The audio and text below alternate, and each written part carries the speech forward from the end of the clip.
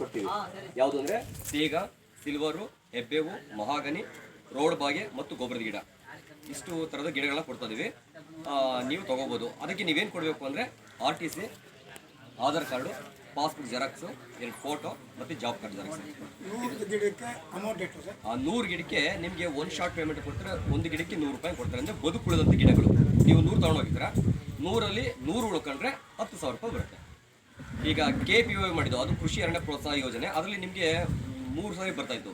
Suppose 10 ರೂಪಾಯಿ ಅಂದರೆ ಮೊದಲನೇ ವರ್ಷ 10 ರೂಪಾಯಿ, 2ನೇ ವರ್ಷ 15 ರೂಪಾಯಿ, 3ನೇ ವರ್ಷ 20 ರೂಪಾಯಿ, ಆ ರೀತಿ ಬರ್ತಾಯಿತ್ತು.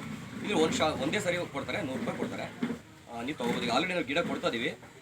ಯಾರು ರೈತರು ಇಂಟ್ರೆಸ್ಟ್ ಇದ್ದರೆ ಅವರೆಲ್ಲರೂ ಬಂದು ತೊಗೋಬೋದು. ಇಷ್ಟೇ. ಮತ್ತು ಇನ್ನೊಂದು ತಾಯಿ ಹೆಸರು ಒಂದು ಗಿಡ ಇಡುವಂಥದ್ದು, ಅದು ನಮ್ಮ ಪಂಚಾಯತ್ಗೆ ನೇರವಾಗಿ ಕೊಡ್ತಾ ಇದೀವಿ.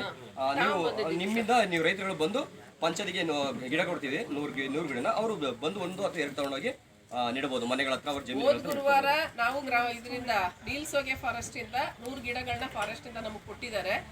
ಯಾವ್ಯಾವ ರೈತರಿಗೆ ಕೊಟ್ರಿ ಚನ್ನೇಶ್ವರಿ? ಎಷ್ಟು ಜನ ತಗೊಂಡ್ರು? ರೈತರುಗಳು ಒಂದು 13 ಜನ ರೈತರುಗಳು ತಗೊಂಡೋಗಿದ್ರಂತೆ. ಇನ್ನೂ ಕೆಲವು ಒಂದು 20 ಗಿಡನ 30 ಗಿಡ ನಮ್ಮ ಪಂಚಾಯತಿಲೇ ಇದೆ. ಬೇಕು ಅನ್ನೋರು ದಯವಿಟ್ಟು ಬಂದು ತಗೊಂಡೋಗ್ಬೋದು ಫಾರೆಸ್ಟ್ ಗಿಡಗಳನ್ನ. ಆಕ್ಚುಲಿ ಇದೆ ಸರ್, ಏನು ತೊಂದರೆ ಇಲ್ಲ. ಬಟ್ ಒಬ್ಬರು ರೈತರಿಗೆ ಒಂದು ಕೊಡಿ ಅಂತ ಹೇಳಿದ್ದಾರೆ ಸರ್. 100 ಗಿಡ ಕೊಟ್ಬಿಡಿ, ಅವರು ಎಲ್ಲಿ ಅವಕಾಶ ಇದೆ ಹಾಕೊಡಿ. ನಮ್ಮ ಯೋಜನೆ ಸರ್ ಒಟ್ಟು ಅವ್ರು ಗಿಡ ಬೆಳಿಬೇಕು. ರೈತರು ಕಡಿಮೆ ಇರ್ತಾರೆ, ಅವ್ರು ಕಡಿಮೆ ಕೊಡೋದು ಬೇಡ, ಕೊಡೋಣ ಹೆಚ್ಚಾಗಿ.